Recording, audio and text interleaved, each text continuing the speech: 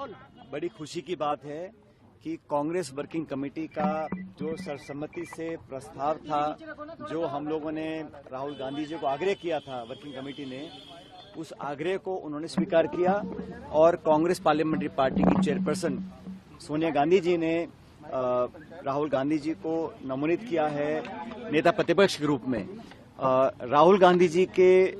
Leader of opposition बनने से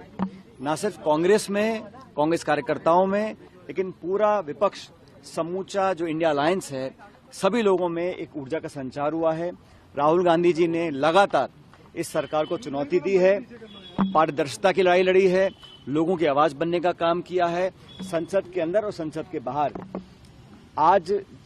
जब वो नेता प्रतिपक्ष बने हैं तो उससे विपक्ष की उम्मीदें और बढ़ी हैं, लोगों के अंदर विश्वास पैदा हुआ है और लाखों करोड़ों लोग जिन्होंने लोकतंत्र को जीवित रखने के लिए, संविधान को सुरक्षित रखने के लिए इंडिया अलायंस को वोट डाला था, उन लोगों को आज उम्मीद बनी है कि सदन के अंदर मुस्तैदी से, मजबूती से और सच की लड़ाई लड़ने का काम राहुल गांधी जी करेंगे। उनका नेता विपक्ष बनने पर मैं उनको, उनकी मैं समझता हूं जो आने वाली भूमिका होगी उस पर सब लोग नजर बनाए हुए हैं और पूरा देश आज उम्मीद करता है कि हम सब की बात को रखने का वो काम करेंगे। राहुल गांधी जी के नेता प्रतिपक्ष बनने से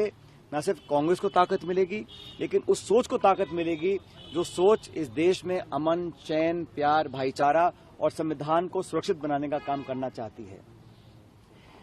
सरकार का जो रवैया रहा, मैं मानता हूं कि वो सही नहीं था।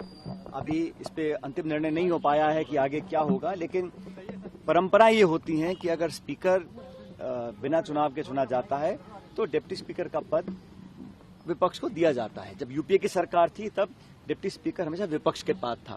मुझे पता नहीं है कि इसमें अंतिम क्या निर्णय लिया गया है, लेकिन स्वच्छ परंपरा ये रही है, जब यूपीए के कार्यकाल था तो स्पीकर सत्ता पक्ष का था और डिप्टी स्पीकर विपक्ष का था।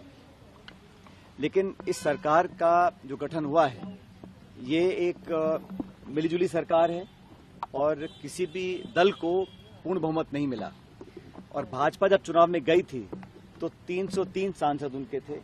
आज वो 240 पे हैं, तो लगभग 65 सांसद बीजेपी के कम हुए हैं। कांग्रेस पार्टी के 55 सांसद थे, 54 सांसद थे, आज 102 सांसद हैं, तो हमारा संख्याबल दुगना हुआ है।